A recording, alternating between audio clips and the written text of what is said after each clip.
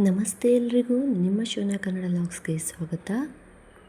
ಇವತ್ತು ಮಾವಿನ ಹಣ್ಣಿನ ಸೀಸನ್ ಆಗಿರೋದ್ರಿಂದ ತುಂಬ ಸಿಂಪಲ್ಲಾಗಿ ಯಾವುದೇ ರೀತಿಯ ಕ್ರೀಮ್ ಆಗಲಿ, ಕಸ್ಟರ್ಡ್ ಪೌಡರ್ ಆಗಲಿ, ಮಿಲ್ಕ್ ಪೌಡರ್ ಆಗಲಿ, ಕಲರ್ ಆಗಲಿ ಬಳಸದೆ ಕೇವಲ 1 ಗ್ಲಾಸ್ ಹಾಲು, 2 ಮಾವಿನ ಹಣ್ಣಿದ್ರೆ ಸಾಕು ಅಂಗಡಿಯಲ್ಲಿ ಸಿಗುವ ಹಾಗೆ ಮಾವಿನ ಹಣ್ಣಿನ ಐಸ್ ಕ್ರೀಮು ಮಾಡೋದು ಹೇಗೆ ಅಂತ ನೋಡೋಣ. ಮೊದಲು ಮಾಡುವ ವಿಧಾನ ಹೇಗೆ ಅಂತ ನೋಡ್ಕೊಂಡು ಬಂದುಬಿಡೋಣ.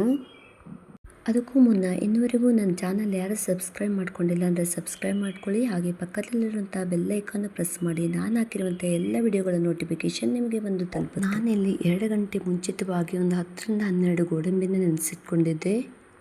ಟೈಮ್ ಇಲ್ಲ ಅಂತಂದರೆ ಬಿಸಿ ನೀರಲ್ಲಿ ಒಂದು ಹಾಫ್ ಆನ್ ಅವರ್ ನೆನೆಸಿಟ್ಕೊಂಡ್ರೆ ಸಾಕಾಗುತ್ತೆ. ನೆನೆಸಿರುವಂಥ ಗೋಡಂಬಿಯನ್ನು ಒಂದು ಮಿಕ್ಸರ್ ಜಾರಿಗೆ ಹಾಕ್ಕೊಂಡು ನೈಸಾಗಿ ಪೇಸ್ಟ್ ಮಾಡ್ಕೊಂಡು ಬರೋಣ.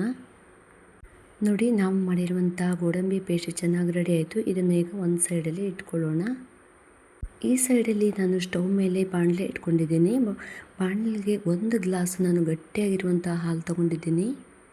ನಿಮಗೆ ಜಾಸ್ತಿ ಐಸ್ ಕ್ರೀಮ್ ಬೇಕಂದರೆ ಇಲ್ಲಿ ಡಬಲ್ ಕೂಡ ಮಾಡ್ಕೋಬೋದು. ನಾವು ಇಲ್ಲಿ ಹಾಲನ್ನು ಎಷ್ಟು ಗಟ್ಟಿಯಾದ ಹಾಲನ್ನು ತಗೊಂಡಿರ್ತೀವೋ ಅಷ್ಟು ಕ್ರೀಮಿಯಾಗಿ ಐಸ್ ಕ್ರೀಮ್ ಬರುತ್ತೆ. ಹಾಗಾಗಿ ಸ್ವಲ್ಪನೂ ನೀರು ಬೆರೆಸದೇ ಇರೋಂಥ ಹಾಲನ್ನು ತಗೊಳ್ಳೋದು ಉತ್ತಮ. ಈ ಹಾಲನ್ನು ನಾವು ಮೀಡಿಯಮ್ ಫ್ಲೇಮಲ್ಲಿ ಇಟ್ಕೊಂಡು ಇದರ ಕೆನೆ ಕಟ್ಕೊಳ್ಳೋ ಥರ ಕಾಯಿಸ್ಕೊಳ್ಬೇಕು. ನೋಡಿ, ಕೆನೆ ಯಾವ ಥರ ಬರ್ತಾಯಿದೆ ಅಂತ, ಗಟ್ಟಿಯಾದಂಥ ಕೆನೆ.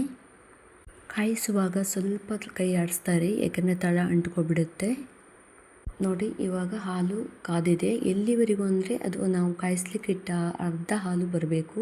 ಇವಾಗ ನಾನು ಗೋಡಂಬಿ ಪೇಸ್ಟ್ ಮಾಡಿರುವಂಥ ಈ ಪೇಸ್ಟನ್ನು ಇದಕ್ಕೆ ಸೇರಿಸ್ಕೊಂಡಿದ್ದೀನಿ. ಗೋಡಂಬಿ ಮಿಶ್ರಣ ಸೇರಿಸಿ ಆದಮೇಲೆ ಕೂಡ ನಾವು ಒಂದು 5 ನಿಮಿಷ ಮೀಡಿಯಮ್ ಫ್ಲೇಮಲ್ಲಿ ಹಾಲನ್ನು ಈ ರೀತಿ ಕುದಿಸ್ಕೋಬೇಕು.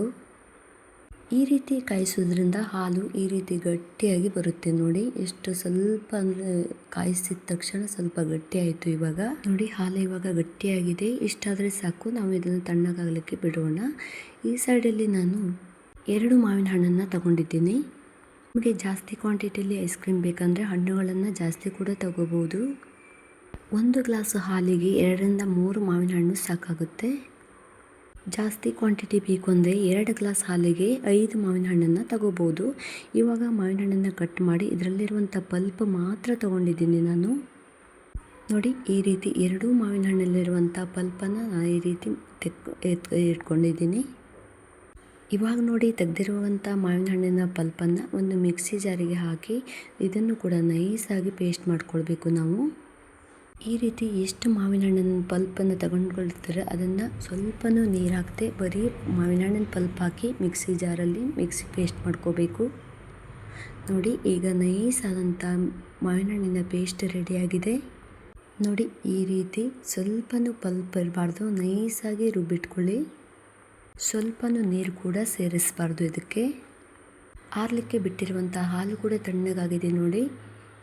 ನೋಡಿ, ಎಷ್ಟು ಕೆನೆ ಕಟ್ಟಿಕೊಂಡಿದೆ, ದಪ್ಪವಾಗಿ ಕೆನೆ ಕಟ್ಟಿಕೊಂಡಿದೆ. ಕ್ರೀಮಿಯಾಗಿ ಬರುತ್ತೆ ಐಸ್ ಕ್ರೀಮ್ ಈ ರೀತಿ ಮಾಡೋದ್ರಿಂದ. ನಾವು ಇದಕ್ಕೆ ನೈಸಾಗಿ ಪೇಸ್ಟ್ ಮಾಡಿ ಇಟ್ಕೊಂಡಿರುವಂಥ ಮಾವಿನ ಹಣ್ಣಿನ ಪೇಸ್ಟನ್ನು ನಾನು ಹಾಕೋತಾ ಇದ್ದೀನಿ. ಇವಾಗ ಇದು ಹಾಲು ಸ್ವಲ್ಪನೂ ಬಿಸಿ ಇರಬಾರ್ದು, ಫುಲ್ ತಣ್ಣ ಆದಮೇಲೆ ನಾವು ಇದನ್ನು ಮಿಕ್ಸ್ ಮಾಡ್ಕೋಬೇಕಾಗುತ್ತೆ. ಹಾಗೆ ಕೆನೆ ಕೂಡ ತಕ್ಕೋಬಾರ್ದು. ಕೆನೆ ಎಷ್ಟು ಜಾಸ್ತಿ ಇರುತ್ತಲ್ಲ ಅಷ್ಟು ಐಸ್ ಕ್ರೀಮ್ ನಮಗೆ ಕ್ರೀಮಿಯಾಗಿ ಬರುತ್ತೆ. ಇವಾಗ ಇದೆರಡನ್ನು ಚೆನ್ನಾಗಿ ನಾವು ಮಿಕ್ಸ್ ಮಾಡ್ಕೋಬೇಕು. ನೋಡಿ, ಸ್ವಲ್ಪ ಎಲ್ಲೂ ಯಾವ ರೀತಿಯ ಒಂಥರ ಗಂಟೆ ಏನೂ ಸಿಗಬಾರ್ದು ಆ ಥರ. ಇದಕ್ಕೆ ನಾನು ಸ್ವೀಟ್ಗಾಗಿ ಬೆಲ್ಲವನ್ನು ಯೂಸ್ ಮಾಡಿದ್ದೀನಿ. ಇಲ್ಲಿ 1 ಕಪ್ ಬೆಲ್ಲ ತಗೊಂಡಿದ್ದೀನಿ. ನೀವು ಬೇಕಾದರೆ ಶುಗರ್ ಕೂಡ ಆ್ಯಡ್ ಮಾಡ್ಕೋಬೋದು. ಇಲ್ಲಿ ಮಾವಿನ ಹಣ್ಣು ಏನಾದರೂ ತುಂಬ ಸ್ವೀಟ್ ಇದೆ ಅಂದರೆ ನೀವು ಬೆಲ್ಲ ಮತ್ತು ಸಕ್ಕರೆ ಎರಡನ್ನೂ ಸ್ಕಿಪ್ ಮಾಡ್ಕೋಬೋದು. ಹಣ್ಣಿನ ಸ್ವೀಟ್ನೆಸ್ಸನ್ನು ನೋಡಿಕೊಂಡು ನೀವು ಬೆಲ್ಲ ಅಥವಾ ಸಕ್ಕರೆನ ಸೇರಿಸ್ಕೊಳ್ಳಿ. ಇದು 3 ಕೂಡ ಚೆನ್ನಾಗಿ ಮಿಕ್ಸ್ ಮಾಡಬೇಕು. ಇದಕ್ಕೆ ನಾನು 1/4 ಸ್ಪೂನ್ ಆಗುವಷ್ಟು ಏಲಕ್ಕಿ ಪುಡಿಯನ್ನು ಸೇರಿಸ್ಕೊಂಡಿದ್ದೀನಿ. ನೋಡಿ, ನ್ಯಾಚುರಲ್ ಆದಂಥ ಒಂದು ಕಲರ್ ಬಂದಿದೆ. ಇದಕ್ಕೆ ಕೇಸರಿ ಆಗಲಿ ಯಾವುದೇ ಫುಡ್ ಕಲರ್ ಆಗಲಿ ಬಳಸುವಂಥ ಅವಶ್ಯಕತೆ ಇಲ್ಲ. ನೋಡಿ, ಇವಾಗ ಎಲ್ಲವನ್ನು ಮಿಶ್ರಣ ಮಾಡಿ ಆದಮೇಲೆ, ಅಂದರೆ ಮಾವಿನ ಹಣ್ಣು ಮತ್ತು ಹಾಲು ಎಲ್ಲ ಮಿಕ್ಸ್ ಆದಮೇಲೆ ಈ ಮಿಶ್ರಣವನ್ನು ಒಂದು ಮಿಕ್ಸಿ ಜಾರಿಗೆ ಹಾಕ್ಕೊಂಡು ಇದನ್ನು ಕೂಡ ನೈಸಾಗಿ ಪೇಸ್ಟ್ ಮಾಡ್ಕೋಬೇಕು. ಆನ್ ಆ್ಯಂಡ್ ಆಫ್ ಮಾಡಿ ಮಿಕ್ಸಿಯಲ್ಲಿ ರುಬ್ಕೊಳ್ಬೇಕು. ನೋಡಿ, ಇವಾಗ ನಾನು ಆನ್ ಆ್ಯಂಡ್ ಆಫ್ ಮಾಡಿ ಮಿಕ್ಸಿಯಲ್ಲಿ ಪೇಸ್ಟ್ ಮಾಡ್ಕೋತೀನಿ. ನೈಸ್ ಆಗಬೇಕು ಇದು ತುಂಬ, ಅಂದರೆ ಒಂದು ಐಸ್ ಕ್ರೀಮ್ ಯಾವ ಥರ ನೈಸ್ ಇರುತ್ತೆ ಆ ಥರ. ಇವಾಗ ನೋಡಿ, ಐಸ್ ಕ್ರೀಮ್ ಬ್ಯಾಟರ್ ರೆಡಿ ಆಯಿತು. ಎಷ್ಟು ಚೆನ್ನಾಗಿ ಯಾವುದೇ ರೀತಿಯ ಪಲ್ಪ್ ಇಲ್ಲ, ಏನಿಲ್ಲ, ಅಷ್ಟು ನೈಸಾಗಿ ಬಂದಿದೆ. ಇಷ್ಟೇ ಸಿಂಪಲ್ ಐಸ್ ಕ್ರೀಮ್ ಬ್ಯಾಟರ್ ರೆಡಿಯಾಗಿದೆ. ಈಗ ಒಂದು ಪಾತ್ರೆನ ತೊಗೊಳ್ತೀನಿ ನಾನು, ಸ್ಟೀಲ್ ಡಬ್ಬ ಅಥವಾ ಪಾತ್ರೆ ಇದ್ದರೂ ಆಗುತ್ತೆ. ಅದಕ್ಕೆ ಇದನ್ನು ನೀಟಾಗಿ ಹಾಕ್ಕೋಬೇಕು ನಾವು. ಹಾಗೆ ನಾನು ಮಕ್ಕಳಿಗೆ ಇಷ್ಟ ಆಗುತ್ತಂತ ಸ್ವಲ್ಪ ಡ್ರೈ ಫ್ರೂಟ್ಸು ಆಮೇಲೆ ತುಟ್ಟಿ ಫ್ರುಟ್ಟಿನ ಯೂಸ್ ಮಾಡಿದ್ದೀನಿ. ಇದು ನೀವಿದ್ದರೆ ಯೂಸ್ ಮಾಡ್ಬೋದು, ಇಲ್ಲಾಂದರೆ ಸ್ಕಿಪ್ ಮಾಡ್ಕೋಬೋದು. ಈಗ ಇದನ್ನು ನಾವು ಅದರದ್ದು ಲಿಡ್ ಇರುತ್ತಲ್ಲ, ಲಿಡ್ಡನ್ನು ಕ್ಲೋಸ್ ಮಾಡಿ, ಅಂದರೆ ಫ್ರಿಜ್ಜಲ್ಲಿ ಇಡಬೇಕಾಗುತ್ತೆ. 6 ಅವರ್ಸು ಫ್ರಿಜ್ಜಲ್ಲಿ ಇಡಬೇಕಾಗುತ್ತೆ. ಇದಕ್ಕೆ ಒಂದು ಪ್ಲಾಸ್ಟಿಕ್ ಪೇಪರನ್ನು ತೊಗೊಂಡಿದ್ದೀನಿ. ನಿಮ್ಗೆ ಹಾಲು ಪ್ಯಾಕೆಟ್ ಇದ್ದರೆ ಹಾಲು ಪ್ಯಾಕೆಟನ್ನು ಯೂಸ್ ಮಾಡ್ಕೋಬೋದು. ಪ್ಲಾಸ್ಟಿಕ್ ಪೇಪರನ್ನು ಹಾಕಿ ಅದು ಲಿಡ್ ಕ್ಲೋಸ್ ಮಾಡಿ ನಾನಿವಾಗ ಫ್ರಿಜ್ಜಲ್ಲಿ ಇಡ್ತೀನಿ 6 ಅವರ್ಸು. ಈಗ 6 ಅವರ್ಸ್ ಬಿಟ್ಟು ನೋಡಿ ಓಪನ್ ಮಾಡ್ತೀನಿ. ಇವಾಗ ತುಂಬಾ ಸಿಂಪಲ್ಲಾಗಿ ಆರೋಗ್ಯಕರವಾದಂಥ ಮಾವಿನ ಹಣ್ಣಿನ ಐಸ್ ಕ್ರೀಮನ್ನು ನಾವು ಮಕ್ಕಳಿಗೆ ಮಾಡಿಕೊಡ್ಬೋದು. ನೋಡಿ ಎಷ್ಟು ಪರ್ಫೆಕ್ಟಾಗಿ ರೆಡಿಯಾಗಿದೆ ಅಂತ. 1 ಗ್ಲಾಸ್ ಹಾಲು, 2 ಮಾವಿನ ಹಣ್ಣಿನಿಂದ ಈ ಒಂದು ಐಸ್ ಕ್ರೀಮ್ ರೆಡಿಯಾಗಿದೆ. ಹೆಚ್ಚು ಕಡಿಮೆ ಅಂದರೆ ಒಂದು ಫ್ಯಾಮಿಲಿ ಪ್ಯಾಕ್ ಆಗುವಷ್ಟು ಐಸ್ ಕ್ರೀಮ್ ರೆಡಿಯಾಗಿದೆ. ನೋಡಿ, ಈ ಒಂದು ಐಸ್ ಕ್ರೀಮ್ಗೆ ಯಾವುದೇ ಕ್ರೀಮ್ ಆಗಲಿ, ಕಸ್ಟರ್ಡ್ ಪೌಡರ್ ಆಗಲಿ, ಮಿಲ್ಕ್ ಪೌಡರ್ ಆಗಲಿ, ಕೇಸರಾಗಲಿ, ಕಲರ್ ಆಗಲಿ ಯಾವುದನ್ನು ಕೂಡ ಬಳಸಿಲ್ಲ ನಾನಿಲ್ಲಿ.